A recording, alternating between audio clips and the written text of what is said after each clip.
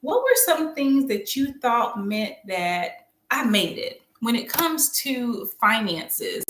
So I want to be a little bit real, a little bit raw, and just have that conversation. So feel free to drop your questions, comments in the chat about what success really looks like. What does it look like for you today?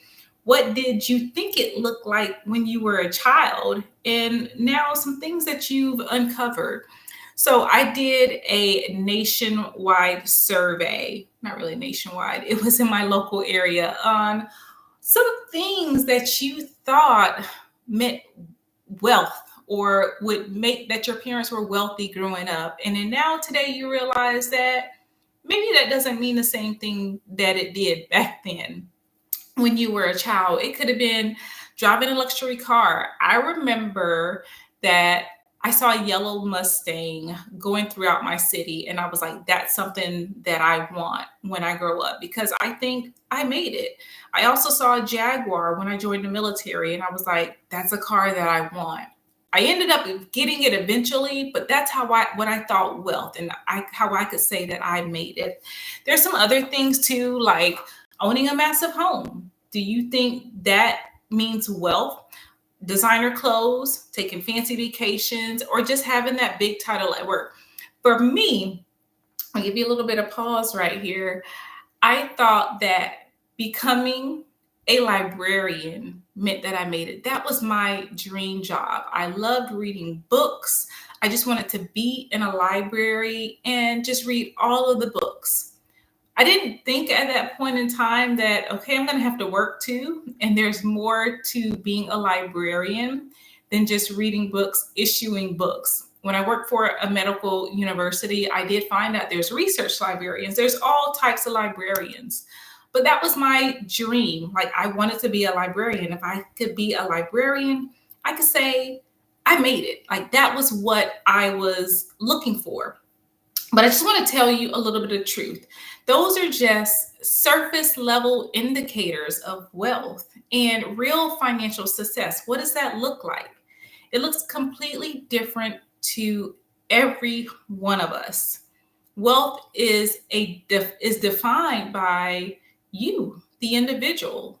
It's not the symbols of status that define wealth. It's what you have set to say, this is what wealth looks like to me. This is what I would be comfortable with in my life and feel that I am wealthy. And it doesn't always have to deal with money when it comes to understanding what wealth looks like. So what are we going to talk about today? We're going to talk about real wealth building strategies. Now, I do want to make it a little bit fun. So I want to go over some of those survey results that I found from others. So I'm going to, reveal some of those insights that I have found. And I would also, like I said, leave your personal money stories in the comments as well. And we'll see if we can get to some of those. And I'm going to challenge everything you thought you knew about financial success. So I want to just welcome you here today. Grab your coffee, grab your cup of wine, grab your notebook, and get ready to transform your money mindset. This isn't just another financial talk. This is your roadmap to real financial freedom, and also just a way to have a little bit of fun with it too. So I want to dive in. So how do I want to dive in? I want to give you an example of what I thought wealth meant growing up. So for me, I thought it was having my own room. I love watching Full House, Family Matters, just all of those different sitcoms. And I saw that all of the children on the television, they had their own room. And they didn't share it with anyone else. And just growing up, I shared a room with my sister. And I was like, I really don't want to share a room with my sister. I want my own room like they have on television. And I didn't get that until maybe I was 17 years old. So, but I was like, you watch those television shows and you see they have this massive room where there's tons of room for them. There's their bedroom, there's a separate desk area. And I was like, that means they made it. They don't have to share a bunk bed. I don't know if you remember, but I had the red, yellow, and blue bunk beds, those little metal ones. And I was like, if I can just get like this white bed, this would be my dream room.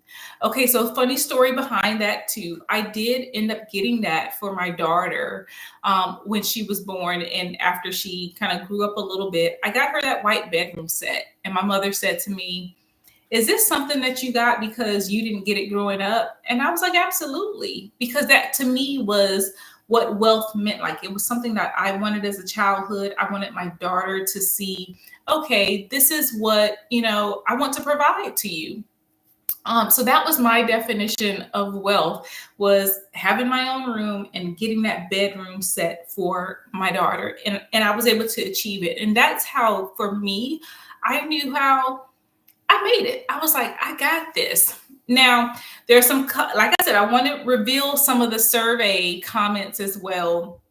So, one of the comments that I received was the individual said that wealth meant to them was having fridge dispensers and a dishwasher. Now, I thought about that too. Now, I love going up to my refrigerator and putting the cup there and getting ice and water. And when I would go over to my friends' houses, I would see that they had that. And I was like, oh, this is really cool. Because if you were like me growing up, you had to fill up the ice tray and you had to twist it to break the ice out. And you had to wait. You couldn't just go to the refrigerator or the freezer section and put your cup up. You could not do that. So I was like, my friend's house, that like their parents had a ton of money. They probably didn't, but I was like, that automatic ice dispenser meant they made it. They didn't have to wait for hours for the ice to freeze, especially in the hot summers of Florida, or even when I was living in Georgia. So those fridge dispensers, that's what one surveyor said, that they felt like they made it. And a dishwasher. So now I will say this, I did have a dishwasher growing up, and we tried it. It was our first time. My mother had joined the military, and we're like, okay, we have a dishwasher. Let's use it. Probably made the same mistake that we did. We put regular dish detergent in the dishwasher.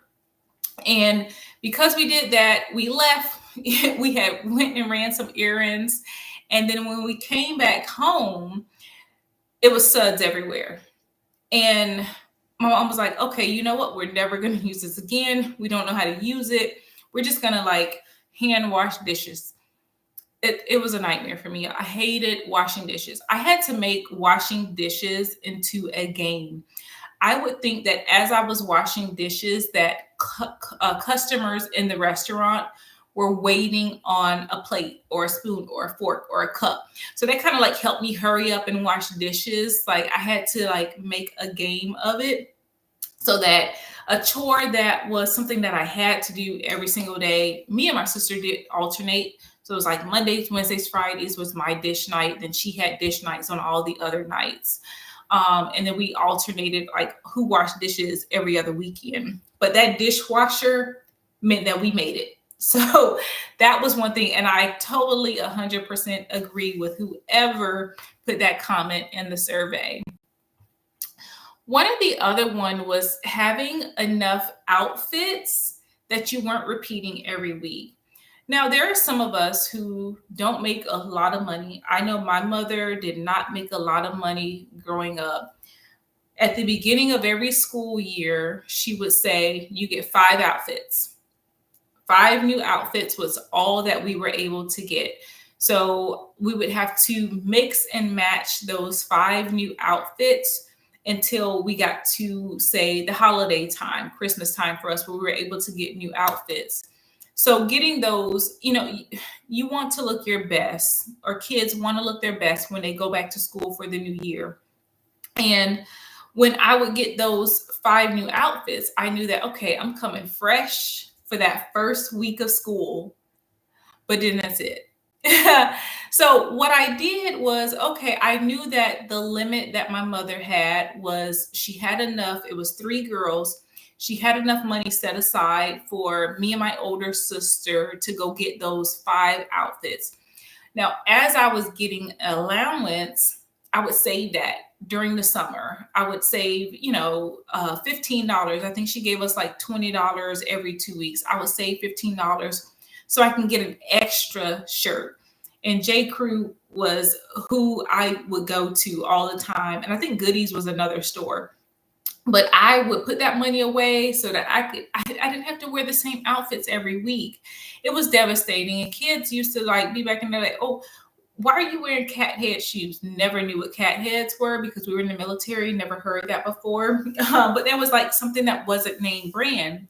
But going back to the new outfits every week, I was able to build up my wardrobe where I had enough new outfits and save enough money. So I had enough outfits that I could mix and match every 2 weeks. So it didn't make it seem like all I got was those five outfits. There were some kids that would come to school and they would have new outfits for that entire first month of school. And I was like, okay, their parents have money. So it kind of made me feel bad. But I just want to like tell you here today, like your kids shouldn't have to feel bad. There's different ways that your kids can get new outfits. There's thrift stores that have brand new clothes, or there's even clothes that are just new to them.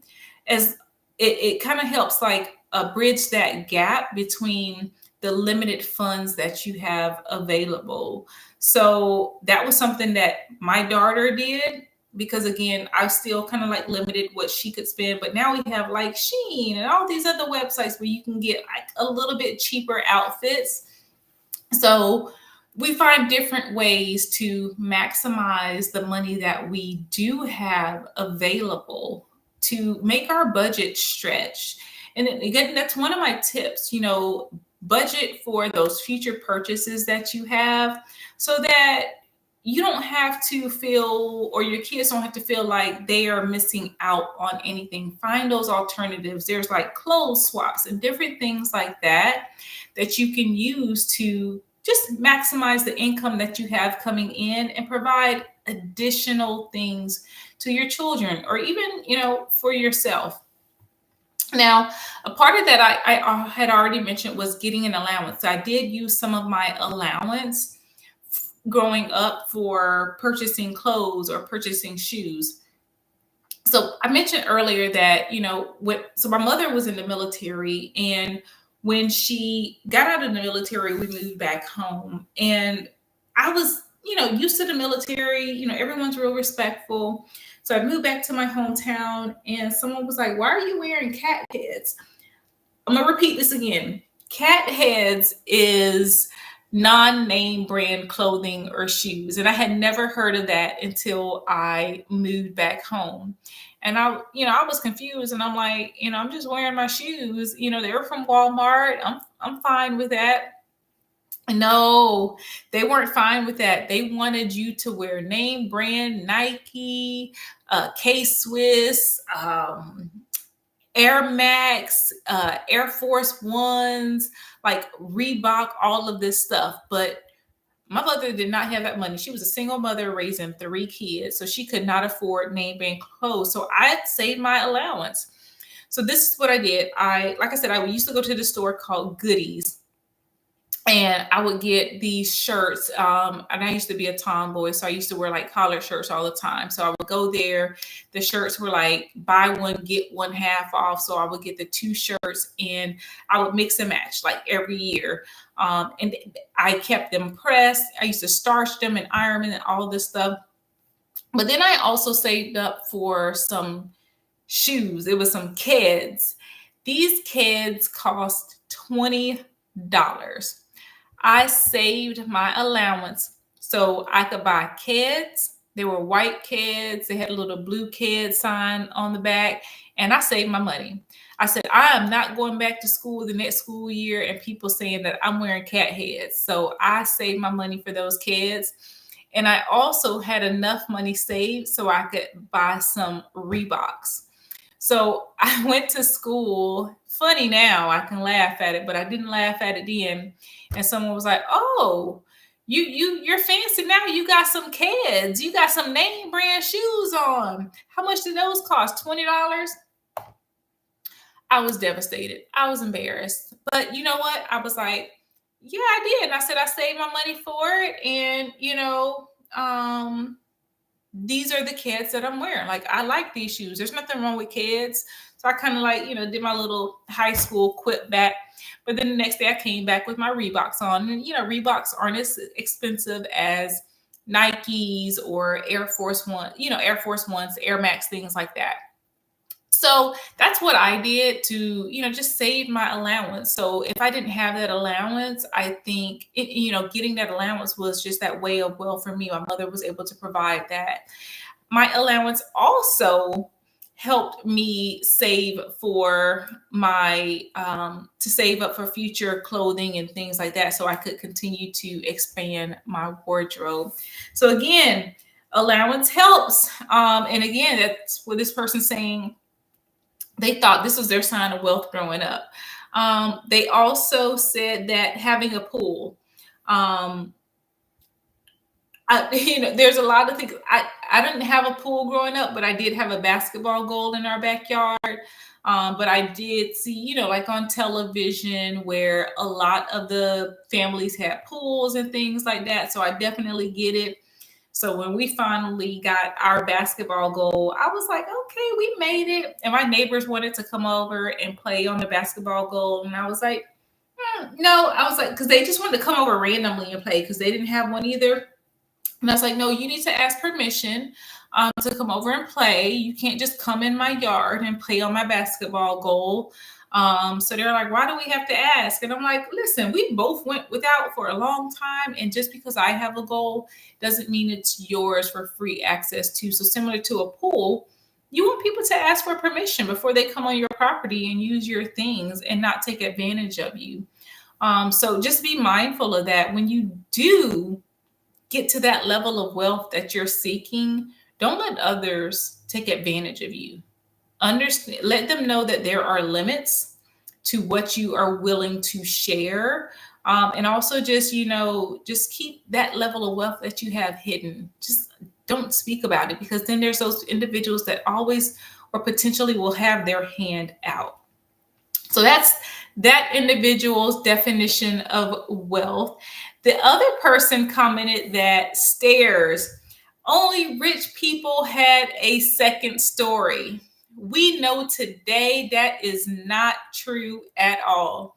Listen, I had a second story. The lot that I used to stay on was a 50 by 100 lot. And I'm like, okay, this is a second story. We made it. So this is the second house that me and my husband bought. And I was like, okay, we made it. We got a second story. And then I had a family member come over and say, y'all's yard is small. Like, where did the kids go outside and play? But listen, my house was 2,300 square feet. And I was like, they play in the backyard. There's front yard. But, showed them around the house upstairs and everything. But, my kids had their own room. They didn't share. We had a guest room. We had stairs. We had a small yard. So it's like, what do you do with a small yard? Like, my kids were young, so I had to go outside and, make sure they didn't run in the street. We did have a gated backyard, so they were able to play back there. But again, this was my definition of wealth. But my family members thought that, they're used to living on acres of land, a smaller home, either a mobile home, double wide, something like that, or they have like a ranch style home. And it's smaller than the 2,300 square feet that I had, but they had a large yard. They would have an acre or 2 acres of land, like my mother had 2 acres of land. So they could go outside and just have as much fun as they wanted, riding bikes in the yard, riding 4-wheelers, whatever that was. But their definition of wealth, my family members, was the acreage that they had, and not the size of the home that they were living in. For me, it was the total opposite. It was, I want a larger home on the inside so my family has room to grow in their own separate space. And I'm not concerned with the outside, which is why I said that the definition of wealth to each individual is different to every single one of us. We all want different things. So, keeping up with your neighbors, their definition of wealth is different. They may have a Mustang and you may want a minivan to ride your family around in, because you know what? That Mustang can't fit 4 or 5 kids in it, can it? So it's important to identify your definition of wealth and not focus on what others have. Identifying it, writing it down can help you build out your dream and what you seek to achieve and obtain in life. So just again, be mindful of that. One of the other comments that I received, let's move on a little bit, y'all. I don't want to get too deep here. Is the definition of wealth was kids having Power Wheel cars to ride around in. I wanted one of those growing up.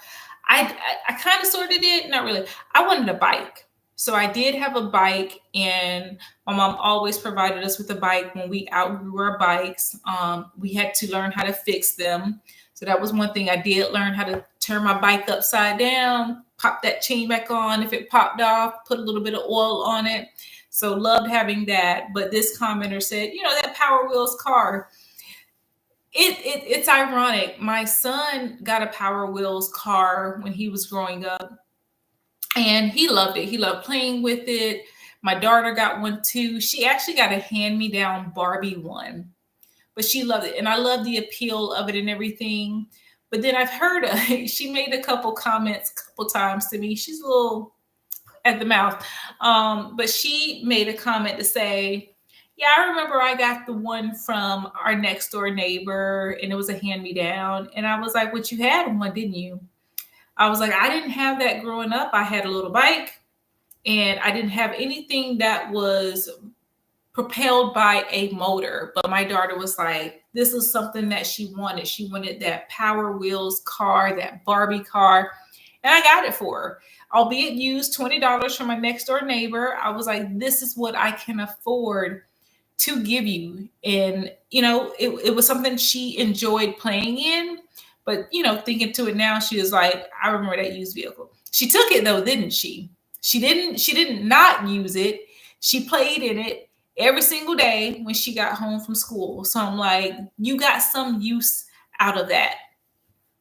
So, again, like I said, definition of wealth is different for everyone.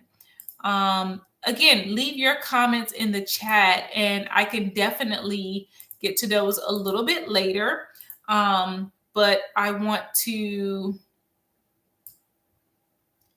also get to the other comments as well, and share those with you.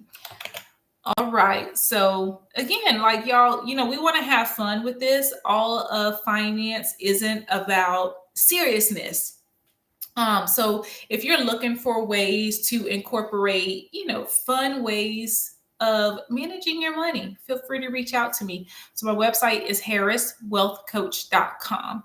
You can also check out my books as well. It's the Mommy Can You Teach Me About Money series to incorporate fun into teaching your children about money. Now, okay, this was another part of the survey. Segue. So one of the persons said their definition of wealth was when they saw kids in school that had so many school supplies, those scented markers and fancy pens. I have a confession. I used to be a kleptomaniac when I was younger, and I would steal those scented markers and notebooks and things like that. I have recovered since then. It got me into a lot of trouble. I am so aligned with this response. I loved seeing those little fancy notebooks that you could pop open. All I had was the black one that I would get. no decoration at all. Even book covers, I used a brown paper bag. Y'all made it. If you got scented markers, if you got Crayola crayons that were name brand Crayola crayons, you made it. If you had a notebook that popped open, you made it. If you had those little dividers that you didn't have to make little sticky notes out of, you made it. From a recovering kleptomaniac, I can tell you today that if your parents bought that for you, you had made it at that point in time. All right. The next one is bringing your lunch from home and not having to get it from the school lunch line. I don't know about this one, y'all, because I like eating from the school lunch line. I was on a free lunch program, but there were some kids in my hometown who had to pay for lunch. Now I was like, oh, their parents make a lot of money. But I'm like, I'm fine with not having to pay for my lunch. So the fact that I was able to go through the lunch line and get the little flat pizza and get the chocolate milk and all that, I love it. I did not want to bring my lunch from home. I thought that the people that brought their lunch from home couldn't afford, like, to pay for it, or they were like in that middle pattern, where you weren't poor, but you didn't have a whole bunch of money. So you were like in the middle. So your parents didn't want to pay for your lunch. So I loved eating the school lunches, and I was like, I'm fine with my mom getting on the free lunch program 100%. So, okay, Dawn, I'm sorry. I can't bring my lunch. I hated the brown bagging. I did have to do that a couple times. Like I had like a summer program that I was in. So the summer program, first you had to be low income. And what we did was we went to a school program where we went to school, took an art class, and they gave us a brown bag lunch. It was like the government cheese, the meat. It was like a sandwich. It was a basic sandwich. You get some chips or something like that. So we were like on the free program for that. And I actually got paid for it and got college credit for it. But I just did not think that brown bag and lunch meant that you made it. Like your parents had to spend extra money to go and buy that food. So was it my definition of wealth? Like I said, everyone's definition of wealth is different. So again, to each his own, and everyone's definition is not going to be the same. The other survey answer that I received was a brick house. So this person said theirs was a 1920s wood framed house, but when I grew up, I didn't like brick, and I would love to have had that old craftsman house that he grew up in, the brick house. So I felt the same way. Again, looking on television, there were a lot of brick houses on television, and I was like, okay, this person has made it. You're passing by all these houses when you're driving around, and they're brick houses. And so my first house that me and my husband got together, it was a brick house. So it was kind of like a grayish, bluish brick house. And I was like, I love it. Like this is like the definition of wealth to me. First, it was a ranch style home with a, what do you call it? Like a grand room. It had a separate kitchen. It had a pantry. Now the pantry means you made it too. And then it had 3 bedrooms, a master bathroom, and then a guest bathroom, but it was brick. Fast forward 3 years later, we moved because we relocated because we were in the military. And when we were getting the house built, I got it with the brick on the front, not knowing that all of those houses, for the most part, that I was passing by, that was a brick facade. It wasn't the real brick that we used to see back in the day. It was a brick facade. So not the same thing, but that was how I too thought, like, I made it. There's brick on my house. Like I loved it. Now today I have hardy plank, so I'm not dealing with the brick. it's like I want to repaint the hardy pink, I can repaint the hardy brick, and it's a lot cheaper than the brick because you have to pay extra money for that brick. Now, if you have one of those houses that have the real brick on them, then kudos to you because that brick is expensive. So that's one of the surveys that responses that we received. Another one is a satellite dish in the yard. And if you're like me, you're probably like you've gotten rid of that satellite dish on the top of your house or that's sitting on that big long pole in your yard and you're streaming now with Hulu, Netflix, whatever that is. So it did to me. It's like that person has cable because all we had was local channels. And then at 2 o'clock in the morning, I would see the American flag waving and the national anthem and then the gray screen, the screen, the scary movie, the Ring screen, all of that. But I too thought that satellite dish in the yard or the satellite dish on the roof meant that person made it. And now everyone's cutting the cord. Or like if you have DirecTV or whatever it is, your bill constantly increases. When we first started with DirecTV a couple years ago, I think our bill was like $120. When we cut the cord, it was because our DirecTV bill had got up to $220 a month. The prices continued to increase on our DirecTV bill. And I was like, no more. So I cut the cord and DirecTV said, oh, you can keep the boxes. If I can keep the boxes, then why were you charging me $7.99 for 1, 2, 3, 4, 5 boxes in my house? If you're saying, okay, they're junk now, go ahead and get rid of them. So that didn't make me feel like I was valued as a customer and that I was being taken advantage of. About you work hard for that money. And if it's $35 a month, that's over like $390 a year that you're paying. That's a car payment for some people. So DirecTV called me back and they said, we can give you a discount. And I'm like, no, it's done. Like, I'm done. I didn't feel valued. I felt like I was taken advantage of. I'm not going back to you. I don't want a satellite dish in my yard anymore. I'm just going to go wireless. And we went to Hulu. And then we had Netflix.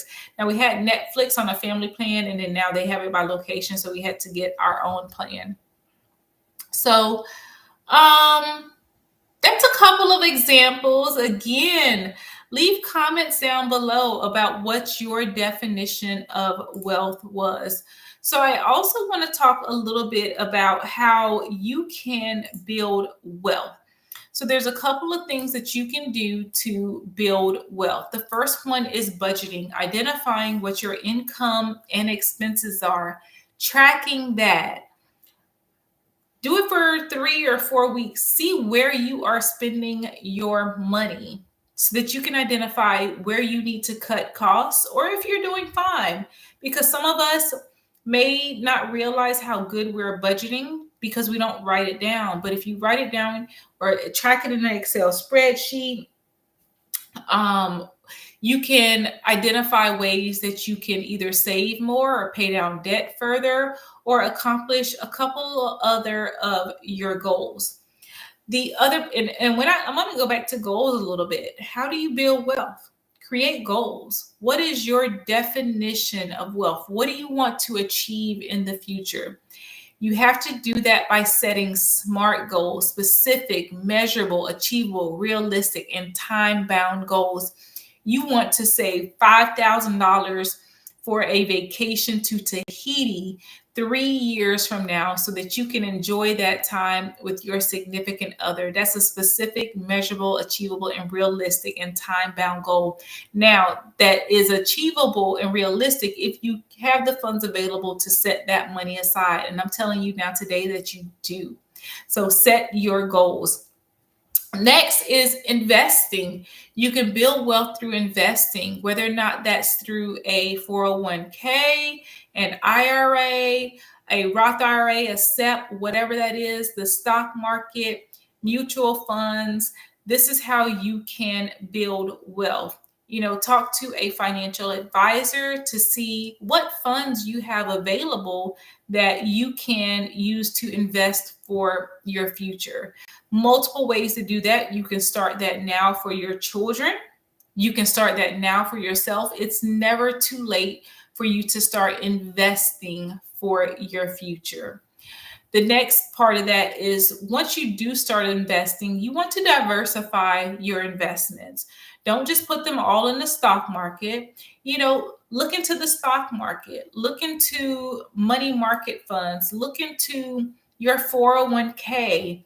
You can look into bonds as well as to identify different ways that you can diversify your investments.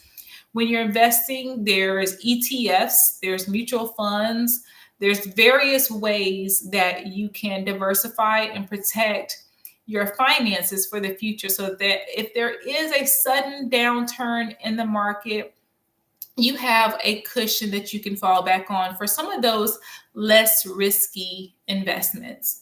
The next way that you can build your wealth is avoiding unnecessary debt.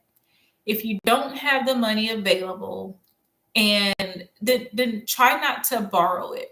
Try not to keep up with the Joneses, who are your neighbors that can continue to perpetuate that cycle of debt. Limit what you put on credit cards, limit the amount of loans that you receive so that you can achieve your goals in other ways. Again, you're paying tons of interest on those credit cards. And if it's something that you don't need, and if you don't have that money right now today, then avoid getting that unnecessary loan or putting it on that credit card. Just if I don't have this money in my bank account, I'm not going to buy it. Think about how you can save for that purchase in the future. If something costs $500 and you really want it, set that goal and continue to put that money aside. And again, set that SMART goal so that you can achieve it later and avoid having to pay interest in the future. So that's how you grow your wealth. It's just controlling that debt. You can also build an emergency fund. And a part of this helps you to avoid debt. We never know what's going to happen. There's sudden layoffs that happen. There's, sometimes you may just lose your job, or there may be a car accident. My daughter was recently in a car accident. Luckily, it wasn't her fault, so it didn't go on our insurance, but it could have, and we would have had to pay the cost if the car was totaled. When a car is totaled, you get a portion of your money, but you don't get all of it. And you are responsible for coming out of pocket to pay the rest of that. So building that emergency fund for those emergency situations. Now, I will say the standard is 3 to 6 months, but try to aim for 6 to 9 months.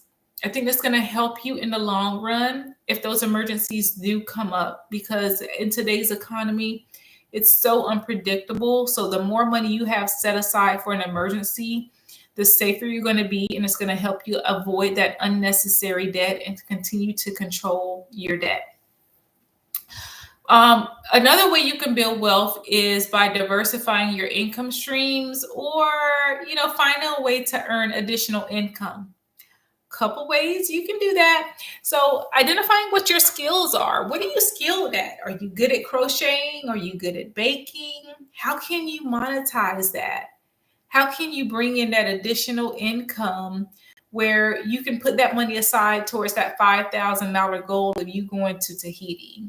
And if you say you don't want to be a business owner, say you want to work for someone else, if it's a part-time job, pick that up. For me, I'm an adjunct instructor. So outside of my full-time job and outside of my coaching business, I also teach human resources. So I have a steady set of income that's coming in. Whenever I get a teaching assignment, which is typically every semester, I have additional income that comes in, and I just put that in a separate bank account. That's my emergency fund. It's also how I'm saving for my future retirement. So again, I don't touch it. It's just moved to the side. And it's a skill that I already have because I work in human resources full time. And I'm like, how can I take advantage of what I already know? So I applied for the university and, I got that teaching job, and that additional income is helping me save for my retirement future. And then once I do retire, I'm going to continue to teach so that I have additional income coming in. My knowledge is going to continue to increase as the laws, continue to change and evolve. So that's how I can gain that additional income, and how you can too. What are you good at? Think about that. Ask others what you're good at so that you can identify those different ways that you can think outside the box and create that business that you've been dreaming of. It is not a race. You should take your time at building your wealth, at identifying what wealth means to you. And again, avoid keeping up with the Joneses. Only you can say what wealth means to you. It comes with setting those goals to say, this is what I want my financial future to look like. I want you to close your eyes, do a little test here today, and think about, here's my little chime.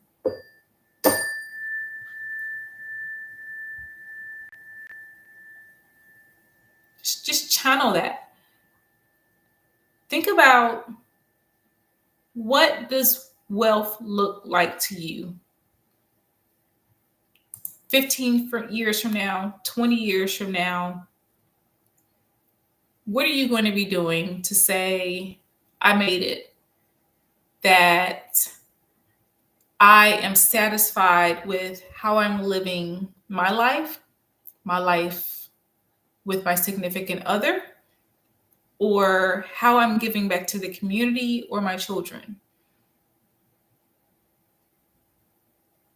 What does that picture look like for you 15 or 20 years from now, where you're saying, I've made it. I am wealthy in more than one aspect of my life.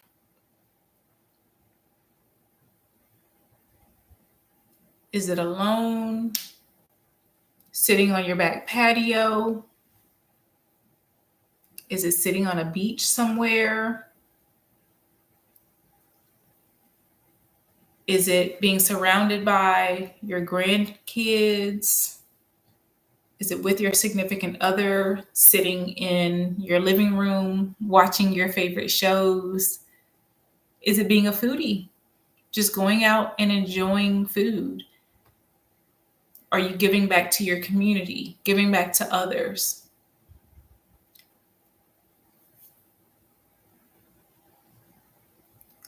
Taking some time to reflect on what that looks like to you can help you paint that picture, and it can help you develop the goals that you have a year from now, 3 years from now, 10 years from now, 15 years from now.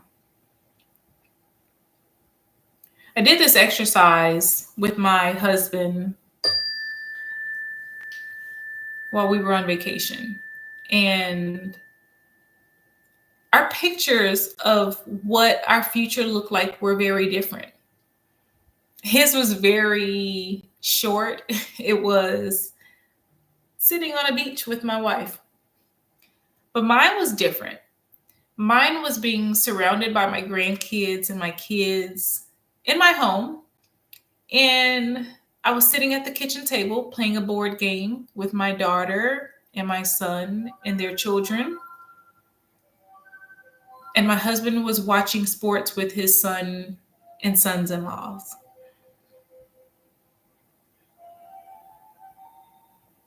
So, like I said, that picture of your future and what wealth looks like to you is different to everyone. But it's important to picture it and to identify what it is today so that you can achieve wealth on your terms. So continue to reflect on that. And as you do, and you come up with what wealth looks like for you, drop it in the chat. Doesn't have to be detailed. Just drop it in the chat and say, I did it, Annette. I came up with my picture of wealth. So that's all I have for you today.